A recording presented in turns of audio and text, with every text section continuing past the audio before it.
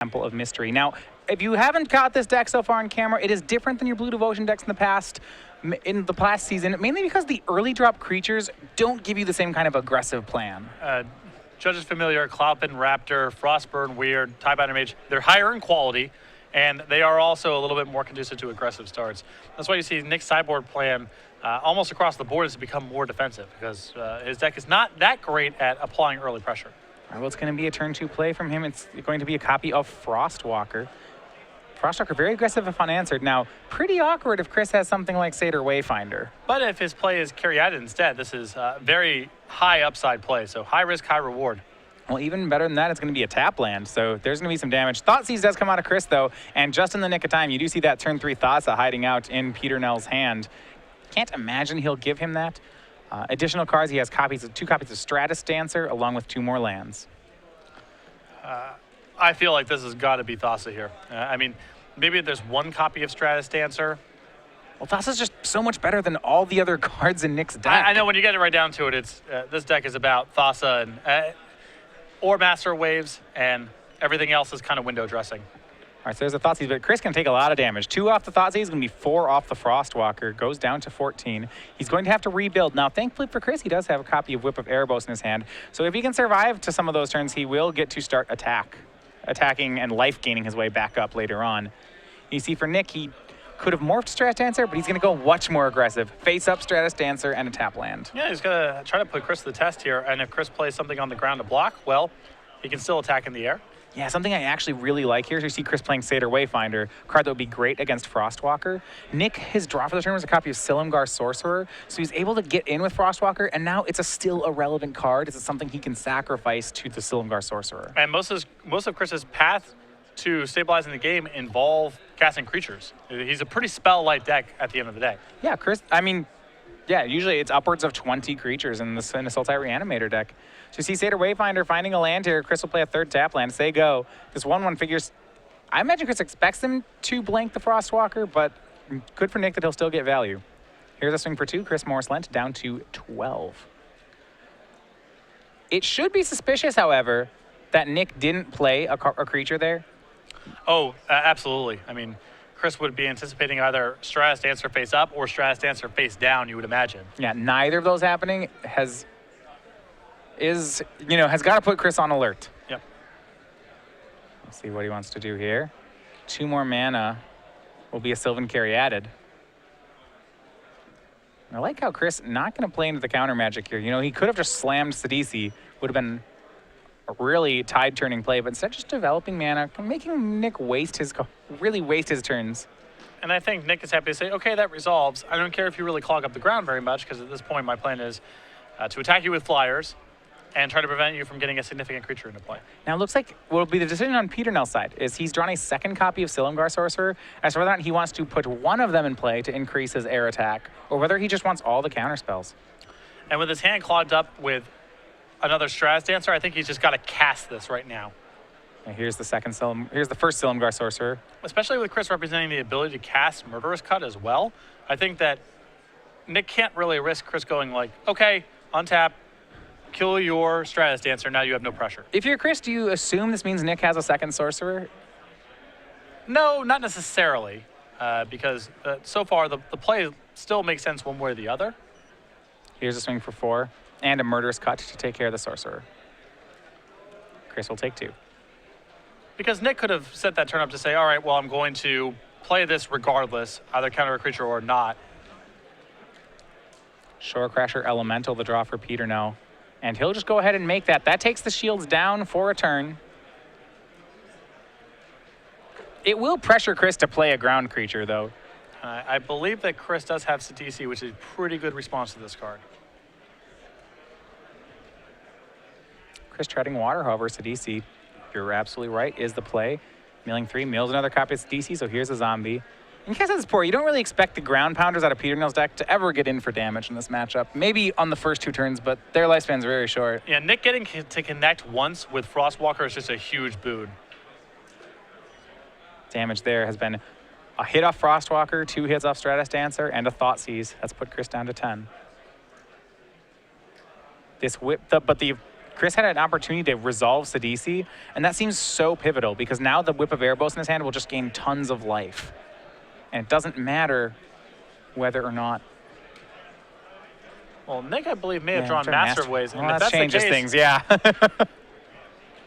He can just play Master and attack with everything. Gets in with his flyer if he wants to, and can whittle down some of Chris's board that, you know, if Chris wants to play Whip of Erebos, it's his whole turn and he doesn't have a lot to fire back with. What you want to avoid if you're a Nick side is Chris being able to play Whip and attack for a lot in the same turn. Now, what I like, so he's in the swing Shortcrasher and Stratus Dancer. I almost like to play Master Waves first because if he pumps Shortcrasher up to a 4/4, he could at least get the Sidisi out of the way. Yeah, it goes both ways. Remember, the Elemental is an Elemental, so Master Waves does pump it. A lot of synergies here. Yeah. Good with Master of Waves, because it's 3 devotion. Good with Thassa.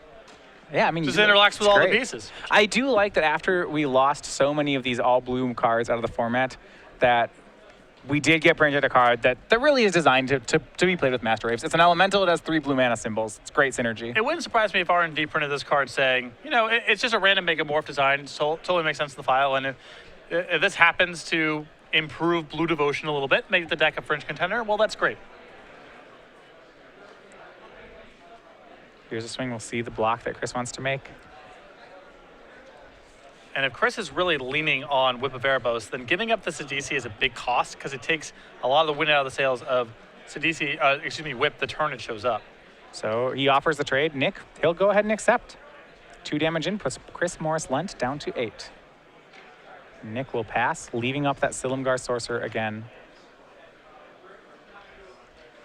Stratus Dancer, Master Waves, Silumgar Sorcerer. That's Nick's hand. That's it, though. Whip of Erebos not too bad here. I mean, Chris still has 2 power left in play. That's what it'll do. Make the Whip of Erebos. See if he offers if he's going to swing the zombie. He will. And now Nick can deny lifelink for a turn if he wants. He could just exploit away his Frostwalker to do nothing. I still think the Frostwalker has enough value if you assume Chris's play next turn is to whip back Sidisi, that it's not worth tendering the block right now. You would have to be attacking for lethal, I think, to justify this play. It's really interesting. Chris has done a great job of not providing a quality target ever for the Silumgar Sorcerer in Nick's hand. I think Nick can say, all right, I'll take this hit, end of turn, play the Silumgar Sorcerer, untap Master Waves, really puts you to test to have a removal spell. Yep, so Chris back up to 10 off the lifelink. Draw here from Nick. It is an untapped land. It's land 5. That's going to be a good one. Going to play Master of Waves, Devotion of 3.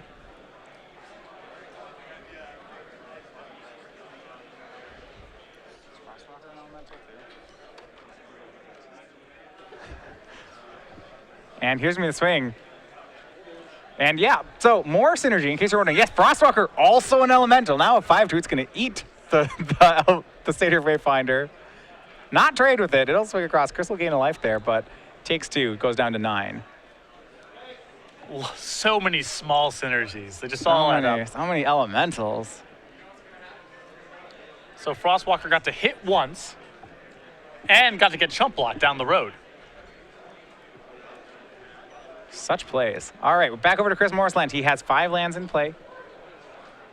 If he had a 6th land, he'd have Den Protector, bring back Den Protector, cut down Master of Waves. But as it is, stands, he's a turn off that. Did not hit land 6. Gonna go to 8 off a fetch land. May just have to whip something back instead. And Nick, if he draws a land next turn, gets pretty good at locking out multiple of Chris's angles of attack because he can play Stratus Dancer face down. That locks out instants and sorceries. He still has Silumgar Sorcerer at the ready. That locks out creatures. And it's hard for Chris to really go on the offensive here because this turn Nick's got to lap back on defense all those expendable elemental tokens. So fetching down to 8. We'll see where Chris wants to go. It's going to be a face-down morph. Or rather, no. It looks like a face-up Den Protector. Just gonna do it all at once. Cast Den Protector and flip it. Get back Murderous Cut. Oh, he has the carry added, so he can still cut down Master Waves this turn. And definitely needs to do that now. He knows that Nick Peternell has another copy of Stratus Dancer in hand. So it was really now or never. Chris can be able then to swing with a zombie again to gain some life. This is a pretty good setup here for Chris, but keep in mind he doesn't have a lot going on in the graveyard just yet. Opts not to swing the zombie. He needs some pretty fortuitous hits with this Sidisi if he gets on the rebuy, because his graveyard is not fully stocked right now. Yeah, I do still like how he's blanked the Silumgar Sorcerer for nearly the entire game. Yep. It feels like every turn he's had mana up, that Nick's had mana up, Chris has cast something else that's been productive, and when Nick has put the shields down on his mana, then Chris starts rocking with some creatures. A swing from Stratus Dancer will put Chris down to 6. Nick's remaining hand, a land, a Stratus Dancer, a Silumgar Sorcerer. There was an opportunity there for Nick to deploy the Silumgar Sorcerer earlier the turn that he was going to cast Master of Waves. And I don't know if the extra points of damage would have mattered, but the Silumgar Sorcerer is still struggling to do much of anything in terms of countering creatures. And now Chris, with Whip of Erebos plus a DC, can go and do productive things that don't involve casting something out of his hand. Well, I think the one turn where Nick may have fallen somewhat behind was he cast a Shore Crasher Elemental, and when he tapped out, it allowed Chris to resolve a Sidisi. And that was a lot of pressure. They ended up just trading. But more importantly, it got the Sidisi in the yard. So now once Chris played Whip, he can start whipping it back. So Whip of Erebos will get back Sidisi. It makes another zombie, and here comes a huge attack and a huge amount of life gain. And with such a tempo draw here from Nick, it's going to be hard-pressed of him to get enough damage across anymore. Yeah, just 2/2s in conjunction with Whip of Erebos is going to be pretty challenging for Nick to overcome. And you see Frostwalker trading away with Den Protector, but a full 9 life, or sorry, 8 life getting gained by Chris. That'll put him up to 14. And at this point, it feels like Nick is drawing to Thassa. That's the big draw here. Yeah, Thassa would be great. Thassa can, and you see Chris not wanting to play anything into Stratus Dancer or into Silumgar Sorcerer yet again. Draw, Master of Waves. It's shields down for Nick on a couple of fronts there. Can no longer counter a creature spell, but I just don't think he has the time at this point to not cast stuff. Yeah, I think he's looking at flipping up his Stratus Dancer and just casting Master Waves, getting some elementals, and hoping for the best. But so much lifelink on Chris's side, even with all those creatures, you just can't race this onboard Whip of Erebos. Yeah, Nick has no way to get the whip off the table. He has no way to get the 2/2s off the table. And you see he's going to swing a Stratus Dancer, cast Master of Waves, and decides he still needs the Stratus Dancer activation, not going to want to cash it in for 1 elemental. He'll pass Chris down to 12. Now, if Chris cannot kill the Master of Waves, at least it does a good amount of work removing the zombies from the table, because Chris has been swinging those pretty freely. Yeah, he's been swinging with them freely. It'll trade with the zombies, but Chris will gain a lot of life. He has more Sidisis to whip back.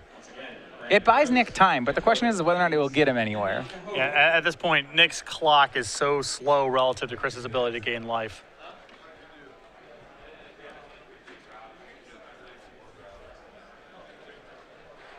We go back to Chris Morris Lent. Great plays on the board in these Whip of Erebos activations. And that's not to mention that he's been drawing cards every turn. So he's accrued a lot of other options as well. Cards like Death Mist Raptor, Sidisi Undead Vizier, Courser of Krufix, those have all made the way into his hand. The problem is that most of Chris's options to cast out of his hand are his whole turn and not that effective, and it gives up a Whip of Erebos activation. And look at Chris, how he's been playing around Silumgar Sorcerer the entire game. Finally he's dropped a creature on the board only twice. Once he played Sidisi Brood Tyrant, and this turn when he played Sidisi Undead Vizier, and they're the only 2 turns Nick has not had 3 mana up. Yep. So I believe it looks like Chris just went ahead and got Murderous Cut. Looks great, 1 mana up. Now he suspects that this is a Stratus Dancer on Nick's side, so maybe he doesn't have that much confidence that it will resolve, but it still forces the issue. Well, if Chris is not confident that that cut is going to resolve, then I would have just much preferred to go get something out of the graveyard with Whip of Erebos rather than bother with a Sidisi. We'll see what he did get. Swings 3 zombies. There's just so much life gain here. Both the elementals block. They trade away with zombies, but Chris gaining 6 goes up to 18.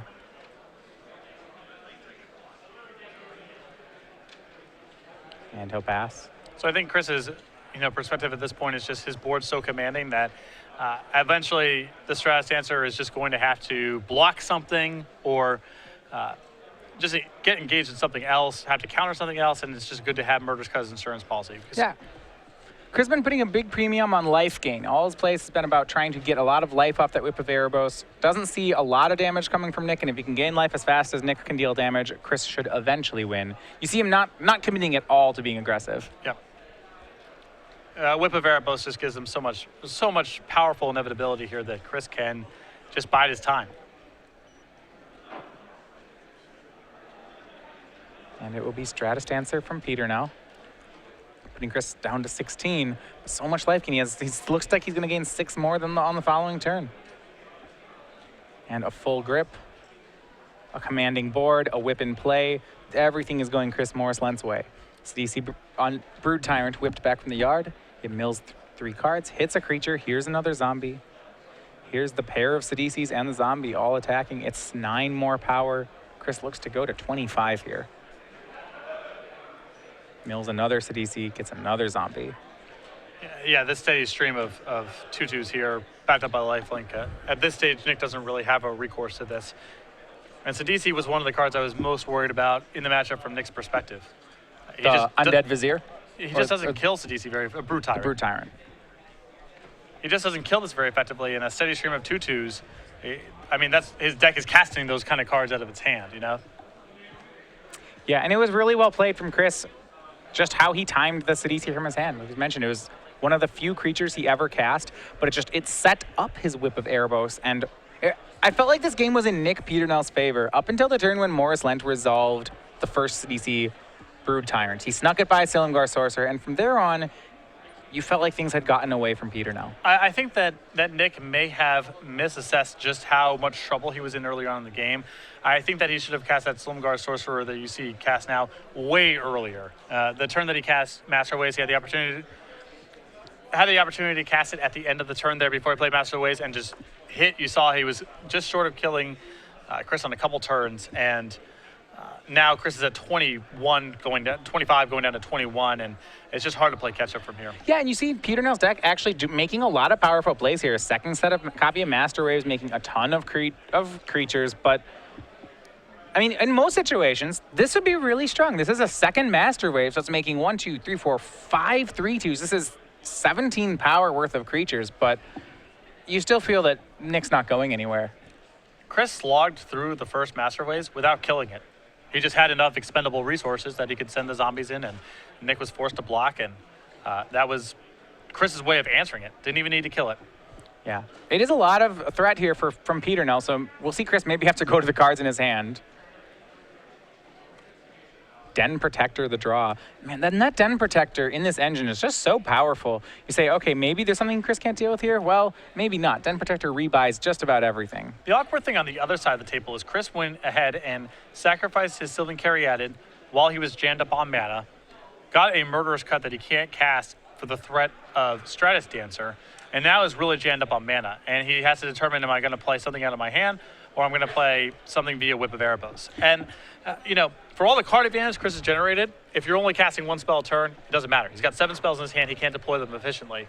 It's really the only thing that keeping Nick in this game is Chris is just tied up. Exploiting the Caryatid was not a free roll. There was some cost to getting rid of that land, and he's seeing some of that come back. Now, whether he's supposed to exploit something else, maybe, maybe not. It is one of a weaker creature in this matchup. It doesn't block too much. Or could have just kept using Sidisi, Undead Vizier, Brood Tyrant out of the graveyard. There was no rush for him to necessarily get the Murderous Cut unless he was planning on casting it right away. But because of the threat of Stratus Dancer, he's sort of forced to play this dance where he hopes that Nick unmorphs it and goes to the air at some point, or he finds some other spell that warrants a counter. But now there's 2 copies of Master Wave, so even if he's able to resolve the Murderous Cut, well, Nick doesn't lose the elementals. They're still available. Sidisi Undead Vizier is whipped out of the graveyard. Both its enter the battlefield trigger and its attack trigger miss, so no more zombies for Chris Morris Lent. As he does attack, he will gain a lot of life here, however. As we go to blocks, Nick Peternell is not at a lot of life. He has to block everything.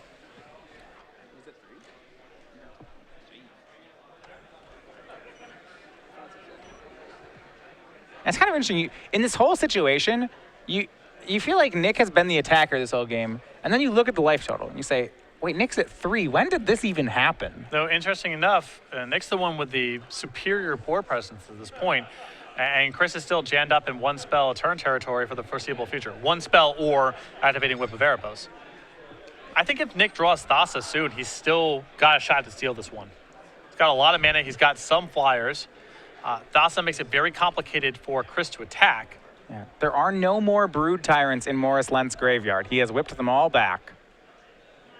But Peternell's at 1. He's got to be careful. And like, there are some difficulties, right? He doesn't have a removal spell for Sidisi. He's going to have to leave back a lot of blockers to deal with her. He can't safely attack with things that don't fly. And Morris Lent has a lot of life points. Yeah, I'm not saying that Nick is favored here by any stretch, but he's still playing, I feel like. He's still got some draws. Yeah, he's not ahead on the board, but you're right. If he finds a Sidisi, a Thassa, maybe he can start pushing, he can push some reasonable amount of damage through, but I think it has to be soon. As Chris starts to deploy more creatures from his hand, just the amount of life he gains each turn will just keep increasing, and eventually it starts to not matter. Yeah.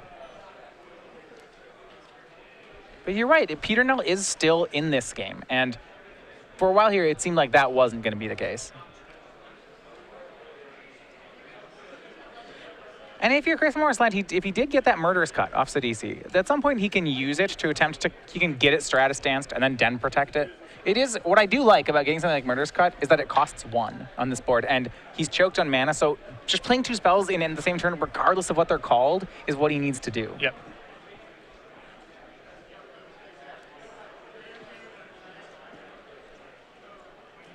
So just a full grip here. And now Chris, he's going to start grinding again. He needs some more action, so it'll be Courser of Kruvix. He also just needs lands. I mean, that's the big thing. Chris needs to be able to activate Whip of Erebos and do something in the same turn.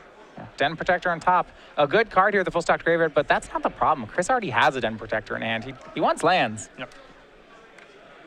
There's a lot of them in the graveyard. A lot. You've seen twice where he has had whipped a Sidisi and missed twice. And I think like that last Sidisi hit 5 or maybe 6 lands. So things lining up in a less than ideal order for him. Right, if Chris had just been making his land drops for the last couple turns, he would have been able to deploy stuff pretty efficiently, maybe overtake this game. But interesting. So he goes for Sidisi Undead Vizier attacks and gains 4. Nick Peternell just chumps with an elemental. I almost expected him to go for 2 elementals to kill the Sidisi, but I guess he can't because he doesn't want Chris to whip it back. Well, there's another Sidisi in the graveyard, so Chris already has access to that play if he wants it. Yeah, someone expected Nick then, I guess, to try to kill it. Yeah.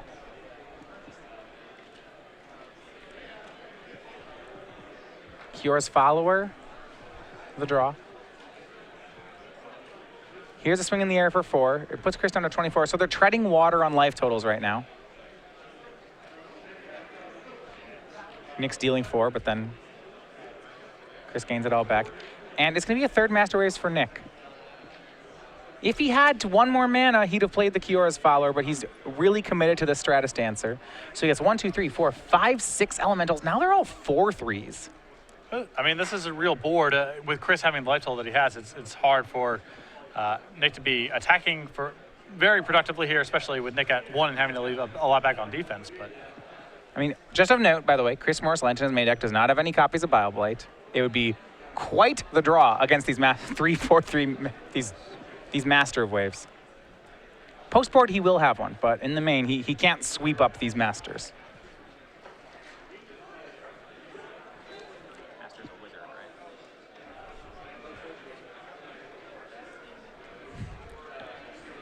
So what a board here.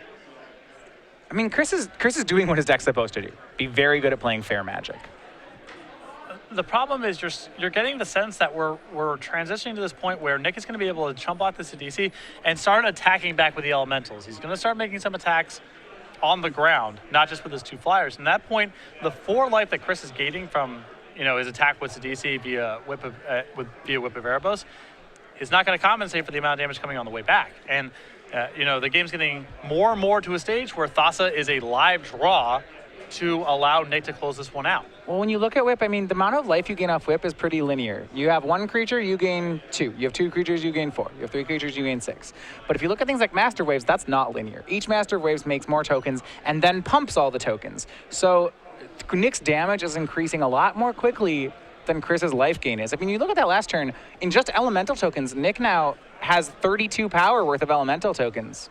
Previously, he had 2 3/2s. Now he has 8 4/3s. He's going to whip back. It looks like a Satyr Wayfinder. He just wants to land that badly. Yeah, there's not a whole lot to be gained by whipping back anything else, and he needs mana desperately. Well, he could whip back a Sidisi and just tutor for a land, but that's probably, it's about the same thing. I think you might be able to do a little bit better. And if you want to talk about things, though, that he'd really love to mill and whip back, here's a one-of copy of Silumgar the Drifting Death. If he can get that in the graveyard and whip it back, it will kill everything. Master Waves will die, all the elementals will die. Stratus Dance, I mean, literal, just everything will die. It's a card Chris would have loved to have milled. He's going to draw it. It's actually kind of unfortunate for him. So that means we're looking at a 2-turn window now. Chris swings with the whipped back Satyr Wayfinder. Nick will block with an elemental. Chris gains 1, goes up to 25. But now he is on defense. Discards Death Mist Raptor to hand size. And play Lancer back over to Peternell. Chris is at 26. And the question you have to ask here is, is this lethal? What are we looking at? Well, Chris gains a lot of life via blocking. So he's up 10 life points just by blocking, and he can check 4 of the elementals. So put Chris at an effective 36. Yep, 10 on the block, so he's at 36. He can block 4 elementals. All right, so there's 4 elementals getting through then. That's 16. 3 Master of Waves will go ahead and get through. That's 22. And if he has 4 in the air, that's going to be 26. As 3 more in the air, the Stratus Dancer is 29. It's not 36, so it's not lethal, but it's close. And he can't also unmorph the Stratus Dancer because then all of a sudden the cut is enabled. Nick, he's going to swing everything. He knows he's going to lose a lot for it. He's going to lose everything. No. I don't think it's lethal, though. I don't think he can do this. It was close, but it's not there. I think, yeah, with the old lifelink rules where it was a trigger, I think we're looking at a lethal attack. I think with the current rule set, no. Yeah, he needs to leave the Master of Waves back. He can't actually, because once he loses all the Masters, he loses all the Elementals. It's a lot of damage and a really impressive attack from Nick, but it's not enough. Well, he may not be able to block all the copies of Master Waves. It might be too much damage. Because the Masters are only worth 2 and these Elementals are 4. Well, we had him at 29, so each time he blocks a Master instead of an Elemental, it's 2 more damage. So that's 6 more. It's 35, but he gains 10. It's still 36. Chris, if he blocks all the Master Waves, will go to 1. Okay.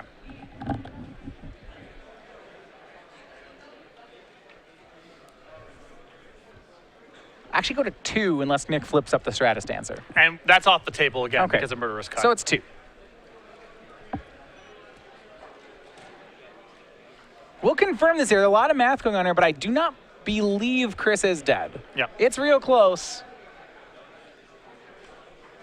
And if he's not dead and you're on Nick's side, you may be better served by just swinging all the elementals and flyers here. Or some number of elementals. Or even to a certain point, you can swing some flyers and rebuy it next turn. There's a lot of different options. I don't know if any of them get there. They're all really close. And he doesn't even have to play around something like Collected Company for Thassa because Nick would have just tried to do that before combat and make some things unblockable. So I think that Chris is sort of just blocking what's on the board. I don't think there's any greater mystery here. Well, while these guys are in game 1, an entire match has been completed on the other side of the bracket. We have Daniel Longoria, an Obzon aggro, a 2-1 winner over Nick Viral. Did not have Elspeths, but his self-inflicted wounds were enough to take the match in 3. He will be playing the winner of this in our finals. This has been a slugfest so far. Pretty impressive that Nick's been able to continue to play through this whip of Erebos. I mean, I don't know if Nick's going to be able to win this game, but it was looking like doom and gloom the minute that hit. And even with Chris at 26 in a stocked graveyard, part of this is because Chris has not been able to find his land drops, but Nick is playing on. Yeah. And one thing I really have enjoyed about this whole tournament today is even in all of our matches, Standard right now has a ton of decisions. We look at a really strong player like Chris Morrisland, played in a Pro Tour recently, and you still say, boy, there's so many decisions he's making in this game. There's lots of ways to gain edges and to lose them as well. Yep. Tons of decisions going on both sides of the table here. The idea that one player has played this perfectly is probably off the table. Yep. Both playing it extremely well, though. So Chris determines he can block some Master Waves. He can block 2 of them, not 3. So now we count up. So 7 elemental tokens get through. That's 28. A Master Waves, That's 30. The Flyers, that's 34. Chris gains 10. He goes to 2. And I think Nick may just be dead on the way back. He's at 1. Chris is going to be able to whip back something. He just can turn his guy sideways. Yep. And now Strat's answer's done, so now the murderous cut can take care of the tokens if that matters. And he just attacks. Yep. A slight miscalculation there on Nick's side. He might have felt like I'm just dead and have to hope that Chris messes up the blocks or overblocks here or something, but I mean, I felt like he's Nick, not going to mess it up. Like if it was an easy block to mess up, I do like that line. Force him to make the correct blocks. But the problem is, like, there's not really a way. Chris is going to, there's not a way for Chris to mess up the blocks. I think Nick, in lieu of doing that, might have been able to say, I'll attack with the Flyers and the Elementals. I'm going to make some inroads on your board. Yeah. Some of your stuff's going to die. And if I draw Thassa, I might be able to push through the remaining Elementals. Because if he attacks with all the Elementals, I think the most likely scenario is he deals some damage. It's net positive damage. And if he draws Thassa, then he can dump his remaining mana into the Elementals, and maybe that's enough to kill over the course of 2 turns. Yeah. I don't think Nick necessarily had to go for it right in that spot. I mean, yeah, maybe he needs to try to deal some damage to set up a shot. Now, I think he's right that his turns are getting he's getting less and less time. As soon as that Silumgar comes into play, game's over. Everything's dead. So there is a lot of pressure there. But as it turns out, Chris Morris Lent wins a slugfest of a game 1, and he is up right now. And kind of an issue, so Blue-Green Devotion, certainly not a deck we have been seeing a lot of this weekend, but a pretty interesting one. A lot of cards you don't normally see, I guess, in the deck. Well, there's a throwback. I mean, you see the top of Nick's deck list here. It starts 4 Thassa, 4 Master Waves. And last year, you and I were doing a lot of coverage where that was one of the big 3, alongside blue-white control strategies and mono-black devotion. There's no doubt that those cards are extremely powerful Magic cards, but they are sort of predicated on the surrounding pieces. And for a while now, they haven't been very good. But possibly Shorecrasher Elemental, Silumgar Sorcerer, are reasonable enough additions to the deck where you can start unleashing the power of Thassa and Master Waves again. All right. We right now, by the way, you're in currently game 1 completed of the semifinals here of the Star City Games Standard Open. Also, StarCityGames.com, one of the things we do here, well, selling cards as well as buying them. One thing we unveiled recently is the new StarCityGames.com buy list. So if you aren't familiar with what this is, Star City always keeps a maintained buy list of cards that they are currently purchasing and the prices they are purchasing for them. In the past, that was kind of a long affair. You'd inventory your collection, you'd figure out what you'd get for it, and you'd sell it. It has now been streamlined with the new StarCityGames.com buy list that we have here. It's a great-looking interface. Searching made easy. You can find the card you want to sell, complete with pictures of it. You can type in the name, get foil, non-foil, language. You get to know what you're going to sell, what the prices are, and get it all set up online before the purchase is even made. You can do this at one of our opens like we have this weekend or online. Find out all about this with StarCityGames.com/buy-list. Yeah, sometimes the more specific things you were selling, maybe you had a card that was moderately played, or maybe you had a foil copy of the card. It can be a little complicated to see exactly what Star City was paying for it. Now you can use the cart to really narrow down your search and find exactly what you're trying to sell. You can also print out your buy list ahead of time, hand it over to a dealer at a Star City Games event, and have them just pay you right there rather than have to sit down at the table and wait for potentially a very long time for them to count out your order. Head over to StarCityGames.com/buy-list, check it out. You need to be registered with StarCityGames.com to access the buy list, but that's something you should just be doing anyway. All right, sideboarding here. So we got to see that match play out quite a bit here. Let's go to Nick Peternell's sideboard. So he had a great aggressive start, but eventually Whip of Erebos was a big problem. Now looking at his sideboard, he doesn't really have too many answers to Whip of Erebos. He has 4 counter spells that could, in theory, take it down. Is that even the plan he wants to go on? So when Nick played against Cedric Phillips in the quarterfinals, we focused on the top 3 cards of that list: Sidisi's Faithful, Wall of Frost, and Case in the Ice. For this matchup, I think it's the bottom 3 we focus on. I think the 4 counter spells definitely come in here. The Sameful Stroke checks a lot of the most problematic cards. Sidisi, Whip of Erebos, those were really the 2 cards that beat Nick there in game number 1. I also think Aether Spouts is an okay card in this matchup. It's a fine answer to Sidisi. It's okay against Whip of Erebos, and I think it's more of a necessary evil than something that's proactively good like the counter spells, but I think Nick will bring it in. Now, last card I want to look at here, this is Encase in Ice. There certainly are a lot of green creatures in Chris's deck. When you talk about RD6 cards he might want to bring in, especially in a matchup where he has to be the aggressor, it's Nick wants to be careful about how many threats he boards out. That said, in case Nice does take care of some of Chris's cards. No, I agree. And I think it's just an issue then of how many reactive cards you want in the deck. I think he has to make a choice between Case Nice and Aether Spouts. To me, Aether Spouts seems slightly better, and Case Nice might be the card that he wants, but I feel the 4 counter spells are a lot to come in. And then after that, it's some mixture of the Aether Spouts and Case Nice, and a lot of that is just going to be what is Nick's tolerance for bringing in all these reactive cards, because he still has to be the aggressive deck in the post-board games. On Chris Moore's Lent side, he has a 15-card sideboard, 15 one-ups. A lot of things he could bring in. Start at the beginning. Some removal, Bioblight, that certainly looks good here. What else does he want to board in? He doesn't have a lot of very impressive cards, in my opinion. I think the Ashiok is pretty good in this matchup. I think the Crux of Fate is solid. I think the Dragonlord Slumgar is a good threat. Nick doesn't have a lot of good ways to kill it. Potentially Duress if he's worried about the spells that Nick is sideboarding in, but I think this is going to be pretty light sideboarding.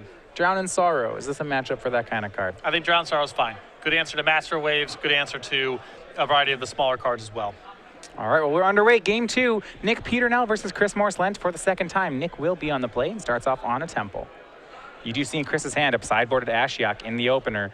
It does seem to be a pretty decent card, mainly because Nick's attacks don't deal too much damage. He would have trouble killing an Ashiok once it's on the board. And Nick also has a variety of reasonable 2- and 3-mana creatures that, if Chris flips over early, are problematic for Nick to slog through. Temple on Chris's side as well. Matchup expect Nick to be the aggressor, and aggressive he will be. It's going to be Kiora's follower on turn 2. See, he has boarded in Aether Spouts, one of them hiding out in his hand. And for Chris, it's 2-drop of his own. Has Rattleclaw Mystic and Satyr Wayfinder, seeing which one he wants to go for. If his turn 3 play is Ashiok, and he has the mana for it already, I think he'd go with Wayfinder, but his next line appears to come to play taps. He's going to play Mystic to guarantee that Ashiok. Yeah, I think Wayfinder is slightly better if you're worried about it in case of Nice, and otherwise I'd rather have the Rattleclaw Mystic out there. So we go back over to Nick Peternell, turn 3. He is the aggressor here.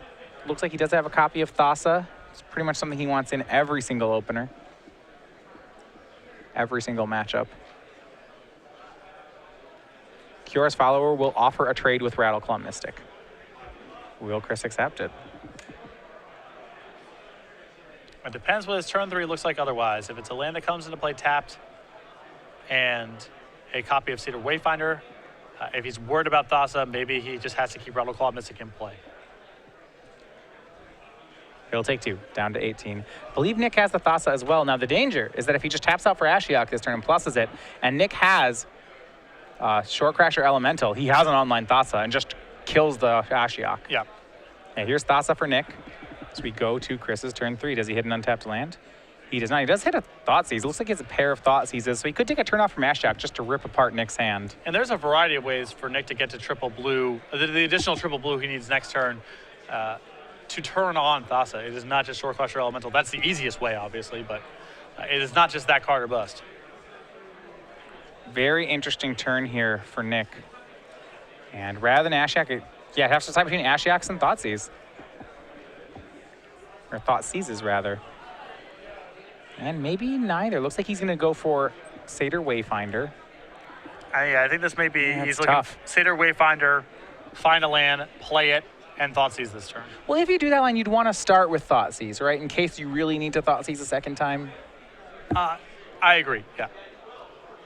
I mean, you're right. He probably all ends up in the same spot. He does go for Satyr Wayfinder, finds a Polluted Delta and a Swamp. Looks like Swamp will be the choice. And he'll play it. So because he found the untapped land, it looks like he gets to have his cake and eat it too. Thoughtseize and can have a second Thoughtseize if he needs. But in the event he doesn't find an untapped land, you may want to sequence the other way. Regardless, now he's going to get a look at Peternell's hand and see just what's going on. Thoughtseize will happen. And there was the Short Crasher Elemental. Short Crasher Elemental, Stratus Dancer, Thornwood Falls, and Aether Spouts. One of the difficulties with a card like Aether Spouts is once your opponent knows that it's there, it's very hard to get value off it. It gets quite a bit worse. Another Thoughtseize takes care of Stratus Dancer, leaves Nick with Aether Spouts land. Thassa's going to have to rebuild and do it quick because Chris has an Ashiok coming. And Disdainful Stroke now the pickup here, but that is not helpful against Ashiok. Plays Thornwood Falls. And Kiora's follower will swing. Swings past Seder Wayfinder. Chris may expect a counterspell of some sorts. Nick did not make the Kiora's follower unblockable.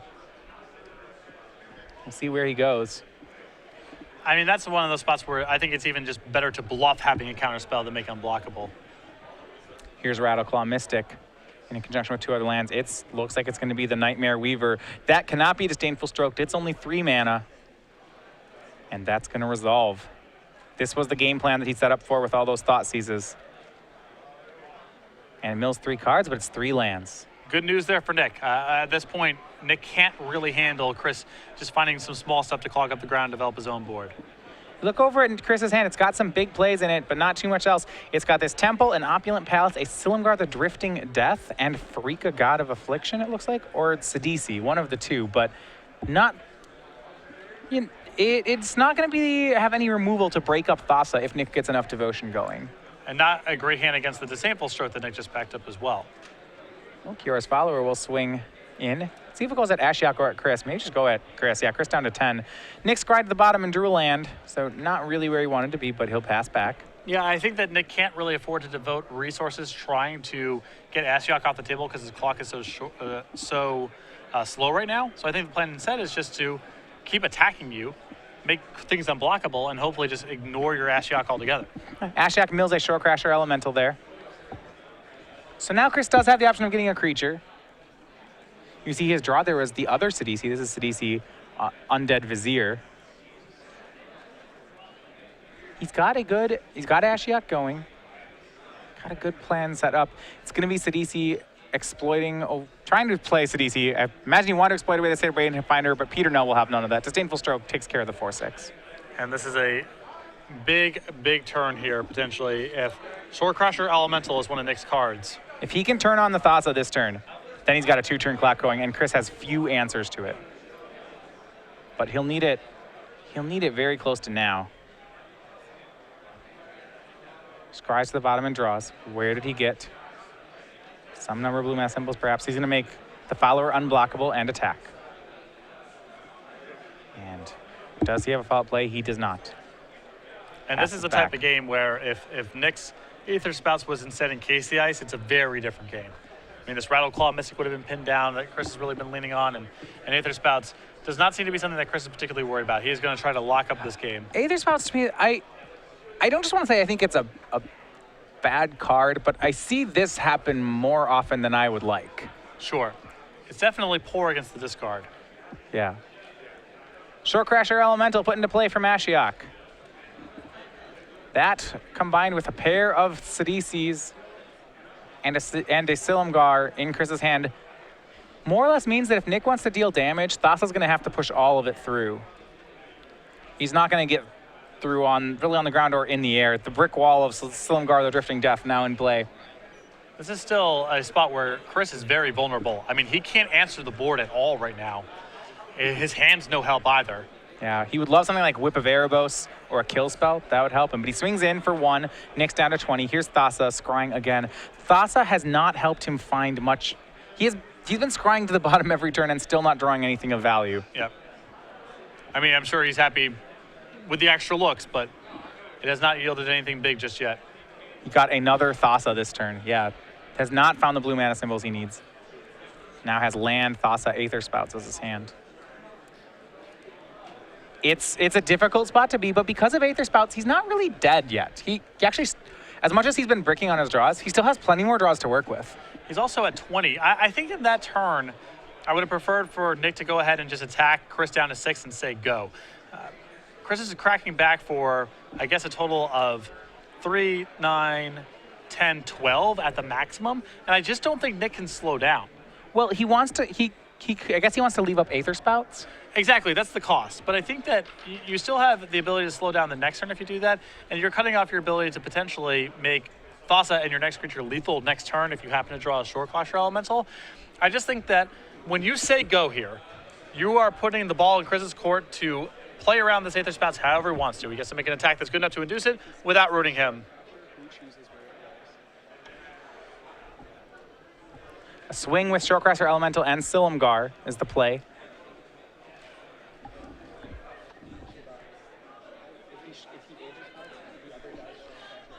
So I think that at this point, Nick does have to pull the trigger on the Aether Spouts.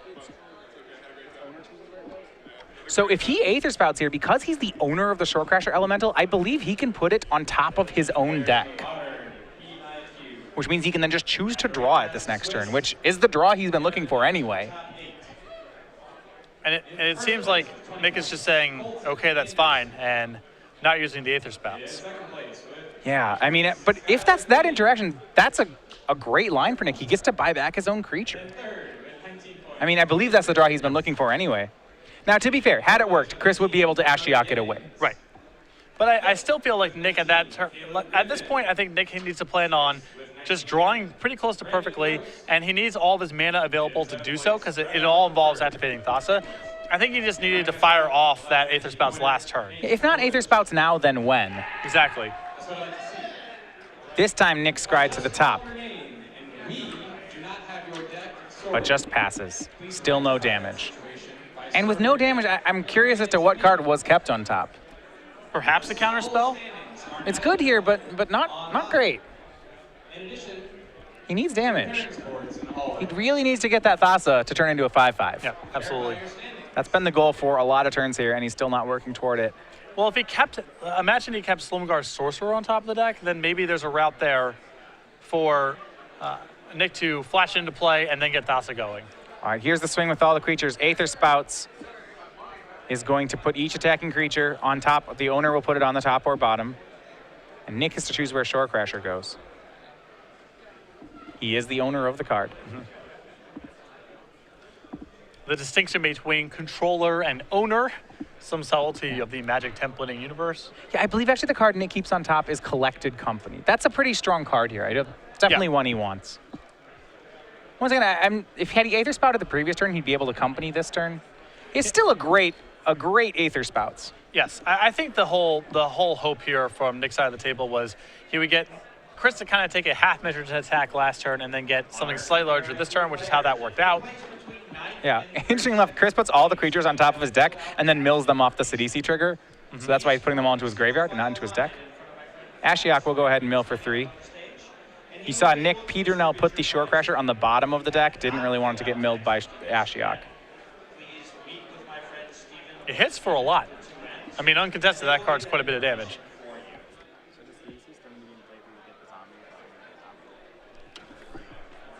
Of note, Chris did not get the zombie off the 2/2 because Sidisi still needs to be in play for you to actually get the zombie off the trigger. He does, however, make another Sidisi. That mills a creature, and that one will get him a zombie. Yep. A lot of intricate rules interactions going on right here. But this is still dangerous territory for Chris. I mean, he's at 8. He has no removal, and he can't stop Thassa. A scry to the bottom. Draws for the turn. Collected Company in hand for Peternell. Yeah, he can just cast Collected Company here and hope that the devotion goes all the way up. Here we go, Collected Company. This card has been so impressive in his 32 creature deck. And we look at it, we see Shore Crasher Elemental among one of them. This Thassa is turning into a 5/5. Yep. And it does not, I mean, Chris is dead, not this turn, but next if he can't answer the board or the Thassa or play Whip of Erebos and gain a bunch of life. It's going to be Silumgar Sorcerer and Shore Crasher Elemental. So a full 5 devotion added to the board. Not a bad squad. That card, this Collected Company, a card that has a lot of requirements on your deck if you want to play it, but it can be very powerful. This is the best Company deck I've seen in Standard. Yeah, I mean, if you're trying to fulfill a devotion requirement, that's you can't do much better than that card. And if you're looking for an impact 3-mana creature, you can do a whole lot worse than Thassa. Thassa makes herself unblockable, crashes through. Chris down to 3. With Peternell at 12. Chris does not have a lethal attack going on. We'll see, can Morris Lent survive? Does he find Whip of Erebos? Can he life gain through this? He's not going to be able to block. I think even with Whip of Erebos, Chris is going to be hard-pressed to win this game. Peternell has a replacement Thassa in hand. So even removing Thassa does nothing. If Chris can even remove Thassa, I'm not positive that he can get that card off the board. He has Dragon Lord Silumgar, but that's not really an answer here with Nick having the backup. Yeah, Ugin. Yeah. Out of the board. If he brought in Ugin, which I would be surprised by. Don't want to bring Ugin against a blue tempo deck. It's hard to do. Sidisi will attack. It'll mill 3 more. It mills another copy of Sidisi, makes a zombie, swings in.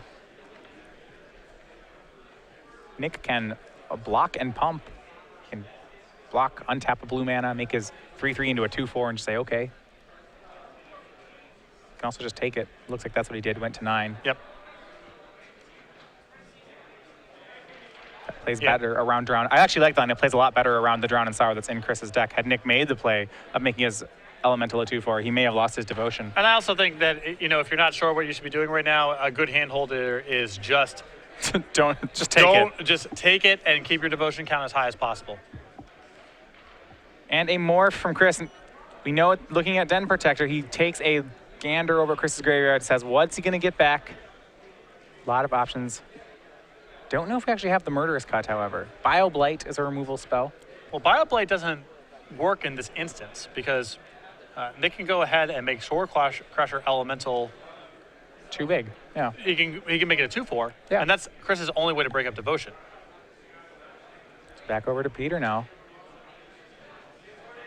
He's going to, he has Encase and Ice in play. It looks like he just wants to put down a little extra, maybe make it unblockable, maybe put down some extra Devotion. Well, what is the way to play around Den Protector the best? I don't mind playing the Encase and Ice on the Rattleclaw Mystic too, because at least you're sort of getting it up front. You make him use the mana on something. So what he's going to do is he's going to use mana to make Thassa unblockable, Shore Crasher unblockable, Silumgar Sorcerer swings as well. So here's a lethal attack. Can Chris break it up? I don't think he can get Nick below 5 Devotion, and I don't think he can prevent himself from taking 3 points of damage. Den Protector is going to flip. It'll get a 1/1 counter. What is he going to buy back? Does he have a Murderous Cut to get? Does not look like it. He has Bioblight. He'll attempt. He can't even cast the Bioblight. Doesn't even have double black. Yeah, there's nothing to be done there. Nick can go ahead and make his Shore Crusher Elemental a 2/4. Shrinking Thassa doesn't do anything. If he tries to kill the Slumgar Sorcerer, Nick still has 5 Devotion. There's no way for Bioblight to get him out of that spot. All right, so Nick Peternell evens it up at 1 game apiece in what has been some of the more complicated games of Standard I've seen in a long time. Well, that is a demonstration of the power of Thassa against a deck that's trying to block.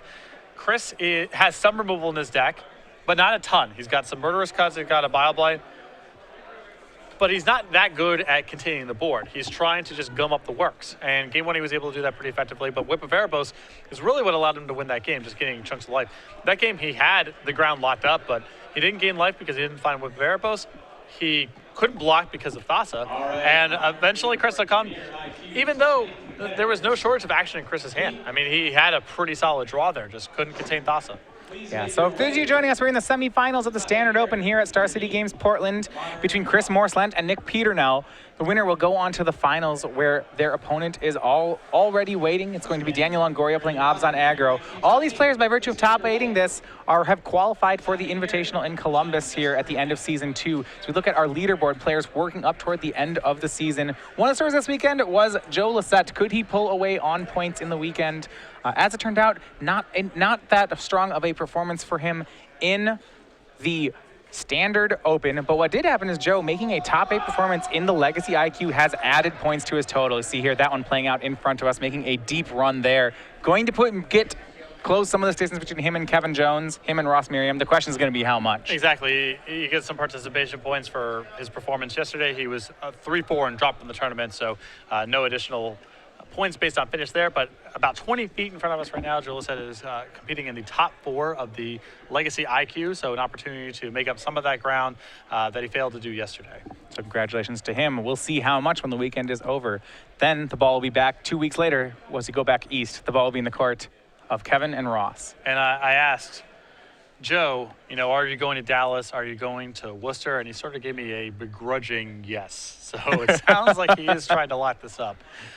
This weekend did not go well in Standard, but right now playing Miracles and Legacy, top 4 of the IQ right now. Hard to keep him down with that deck.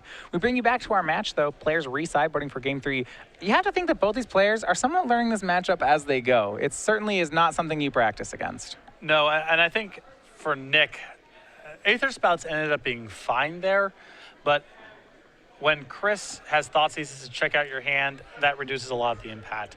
Chris also has the option of sideboarding into his Stratus Dancer if he wants to. That's a pretty good guard against Aether Spouts as well. So Nick can only afford to be so reactive.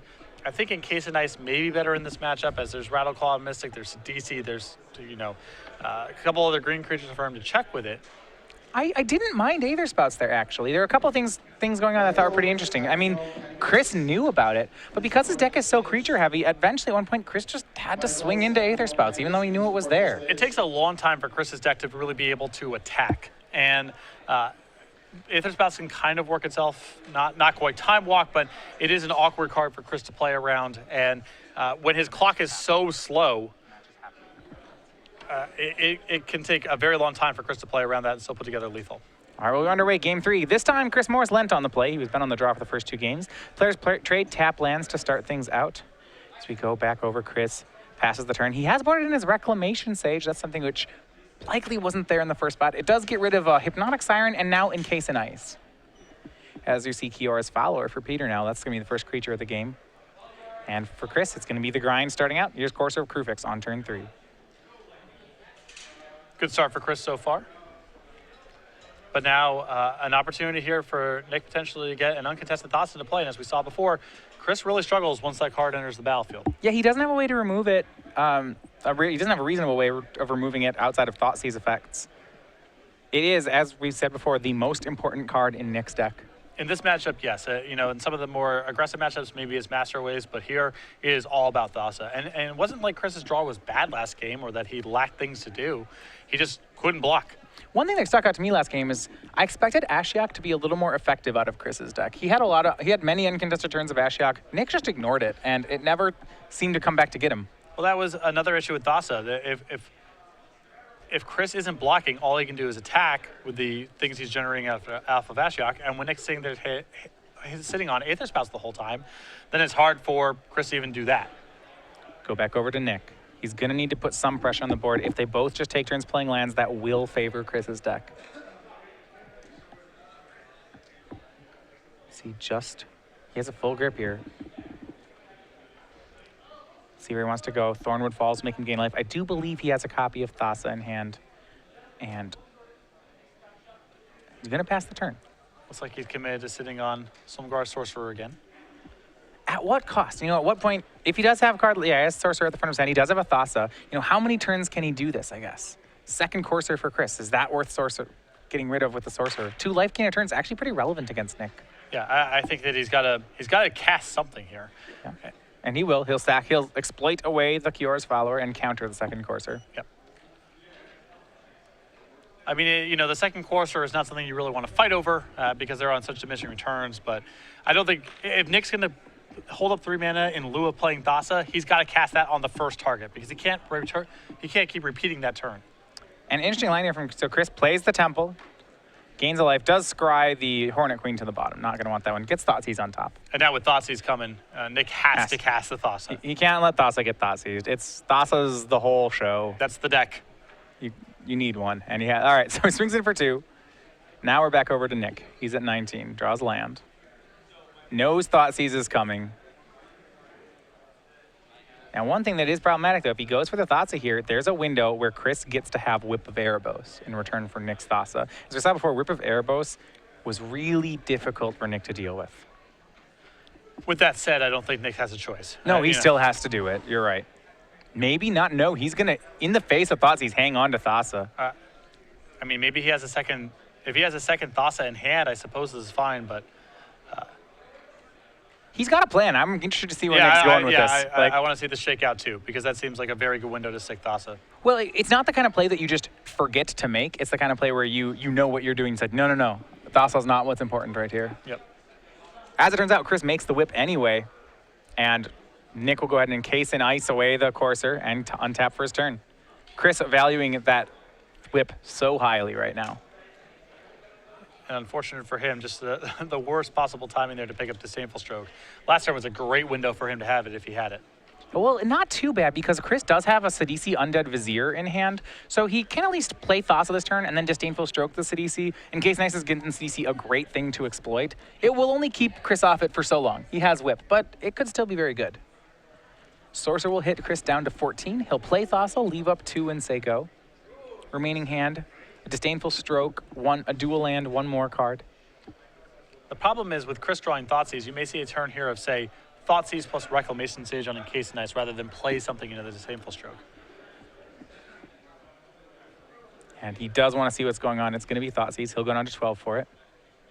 Yeah. Silumgar Sorcerer in hand. He can't get rid of that one. So it is Disdainful Stroke, Sorcerer, Yavimaya Coast.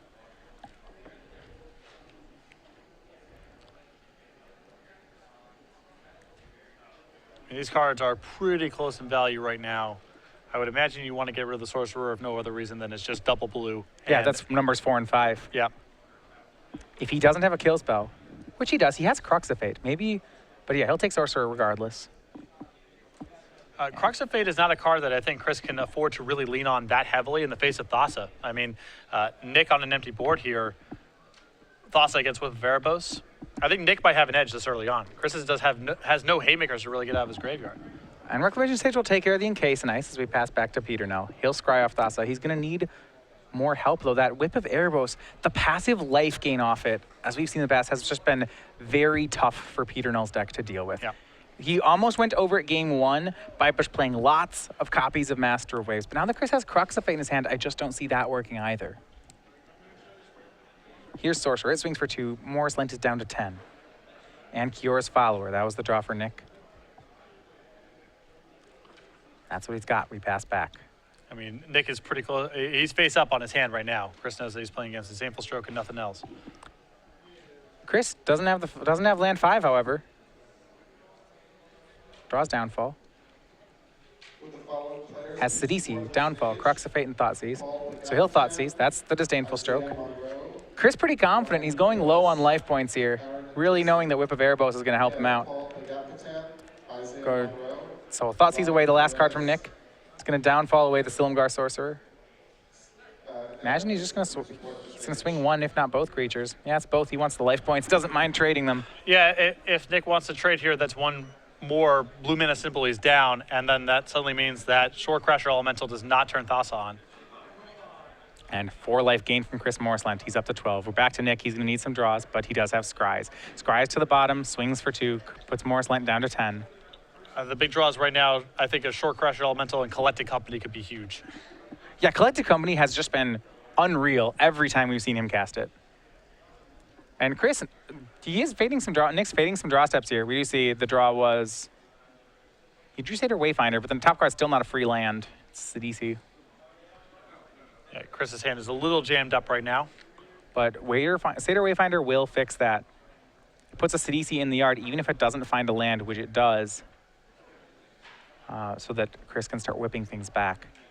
Mills those ones. Top card of the deck is another Courser. But Chris does have land 5 now, thanks to Satyr Wayfinder. He'll play it. It's Temple of Malady. Gains 1. Does he want the Courser on top? We will see.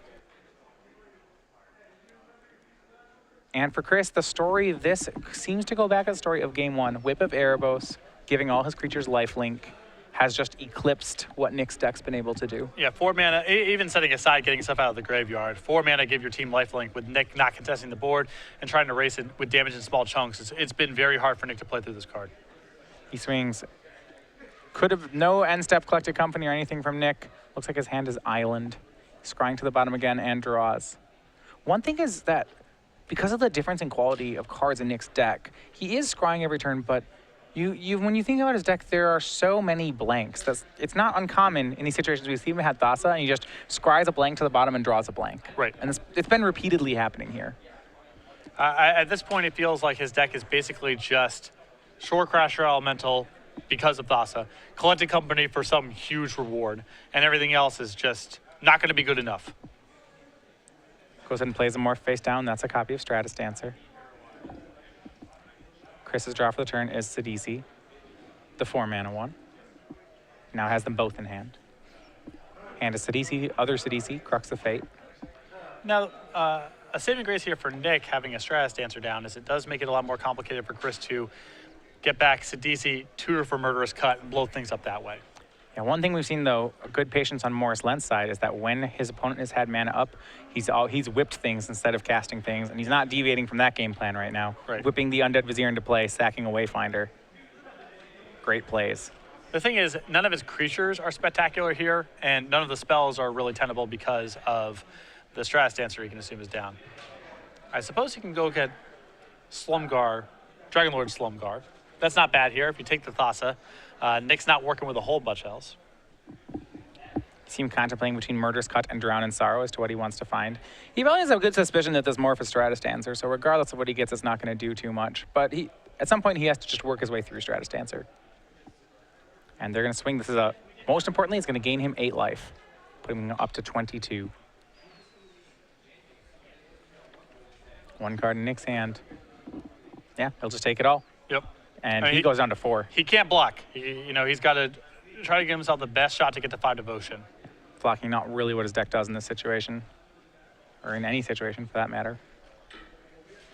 And that Crux of Fate in Chris's hand should be the insurance policy that even if Nick gets to enough devotion, it's not going to matter. Here's the turn for Nick. 4 life. Scries to the bottom yet again. Draws. What can he hit? One of the cards in his hand is an island. He'll play that. And it looks like he's going to Collected Company. Okay. It's a great draw. I mean, it's got to be this. Yeah. All right, here's 6 cards. And this card, is, we said before, has been fantastic every time.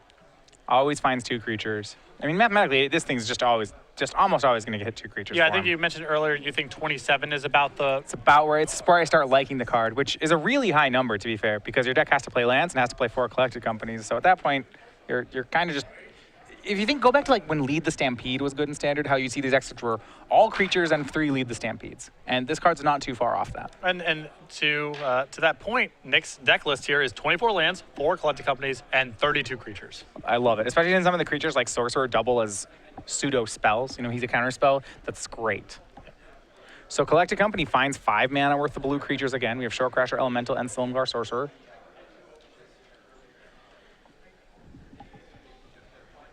And he's going to crash in. Thassa's online. Kiyora's Follower's online. 9 damage in. Chris down to 13. And he can turn around real fast here and try to deal damage. Chris is going to attempt to Murderous Cut. As we know, Nick has Stratus Dancer. Can't imagine that's going to work. But he's going to make Chris delve away first. I imagine this is doing this with the intent of casting Crux of Fate next turn. And there's no good way for Nick to get around that.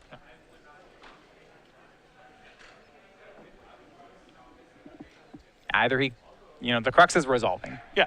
So, I mean, I guess there's a question of, is he better served leaving up 3 mana for Shorecrasher Elemental? But I feel like he's got to unmorph here.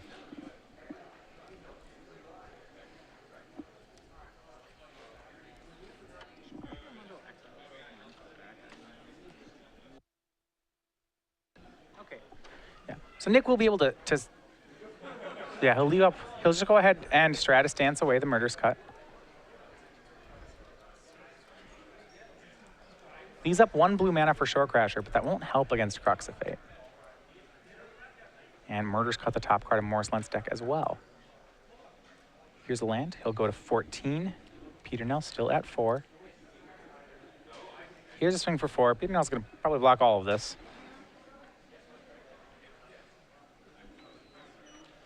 See what he wants to do. Shorecrasher in front of the 2/1. Now it looks like I should take 2 off Courser. That's some free damage, but maybe one that he has to do. Yep. I think he needs to keep Chris honest to at least fire off the Crux of Fate here. Yeah, if he blocks a Sorcerer, maybe Chris doesn't Crux of Fate. Maybe just cast some random creatures or so forth. Yeah. Nick down to 2. Chris gains the 4 life, and now Crux of Fate sweeps up everything but the Thassa. Now, I think there's still hope here with Collected Company. Nick is not necessarily out of this game. Yeah, he'll have to use it defensively in some ways because Chris is going to draw a Murderous Cut and whip back a card. It's Collected Company that he needs. And it's not going to work, so there you have it. Chris Morris Lent takes Game 3 in a slugfest over Nick Peternell and moves on to the finals. That was a great match there, and Nick's deck, very, very cool. Potentially a return of Master Waves and Thassa. I think in Game 3 there, he's better served just getting Thassa into play as soon as possible. I think the longer the game goes on, the more of an edge Chris has. I know there's some risk there with tapping out, but I think there was some earlier turns there where Nick might have been able to punish Chris a little bit more.